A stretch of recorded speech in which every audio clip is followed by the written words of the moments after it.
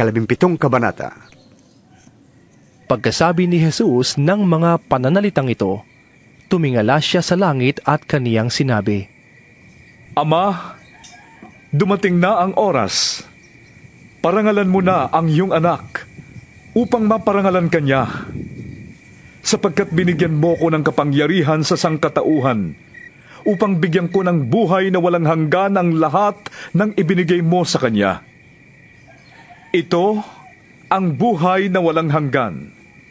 Ang kilalaning kanila, ang iisa at tunay na Diyos, at si Jesucristo na iyong sinugo. Inihayag ko sa lupa ang iyong karangalan. Natapos ko na ang ipinapagawa mo sa akin. Kaya, Ama, ipagkaloob mo sa akin ngayon ang kaluwalhatiang taglay ko sa piling mo bago palikhain ang daigdig. Ipinakilala na kita sa mga taong ibinigay mo sa akin mula sa daigdig. Sila'y iyo at ibinigay mo sila sa akin at tinupad nila ang iyong salita.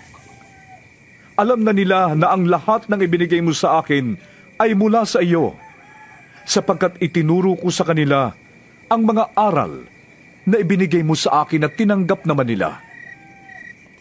Natitiyak nilang ako'y tunay na galing sa iyo at naniniwala silang ikaw nga ang nagsugo sa akin.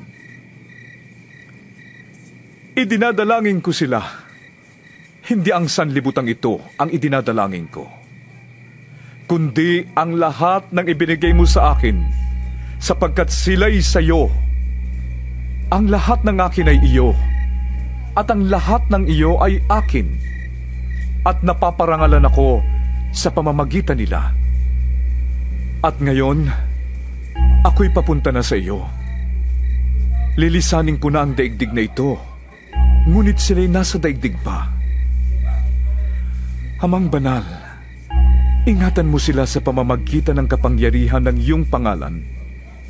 Pangalang ibinigay mo sa akin, upang sila'y maging isa, kung paanong ikaw at ako ay iisa.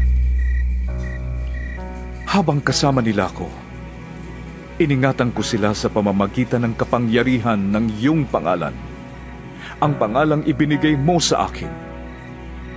Pinangalagaan ko sila at walang napahamak sa kanila, maliban sa taong humanap ng kanyang kapahamakan upang matupad ang kasulatan.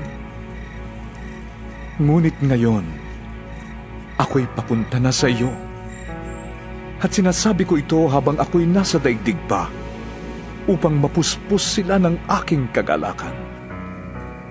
Naibigay ko na sa kanila ang iyong salita, at kinapuotan sila ng mga tao sa sanlibutang ito, sapagkat hindi na sila taga-sanlibutan, tulad kong hindi taga-sanlibutan. Hindi ko itinadalangin kunin mo sila sa daigdig na ito, kundi iligtas mo sila sa masama.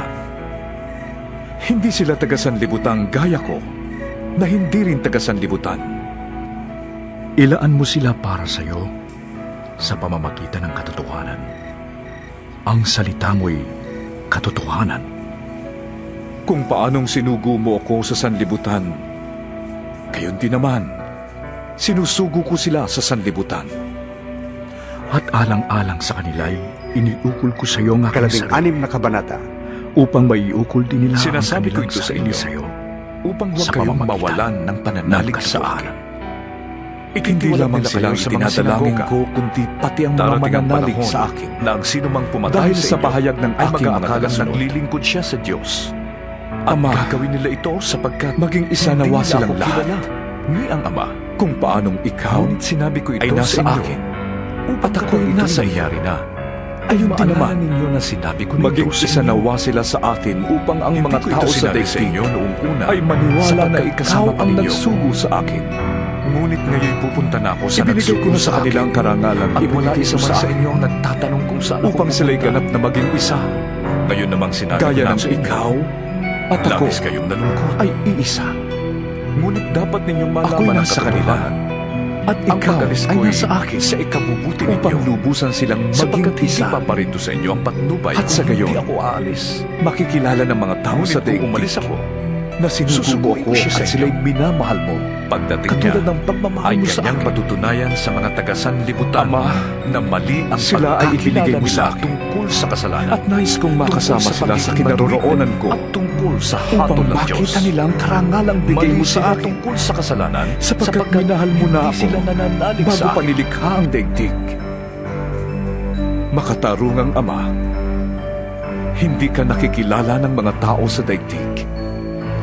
Ngunit nakikilala kita at nalalaman ng mga ibinigay mo sa akin na ikaw ang nagsugo sa akin. Ipinakilala na kita sa kanila at patuloy kitang ipapakilala upang ang pagmamahal mo sa akin ay manatili sa kanila at ako'y manatili rin sa kanila.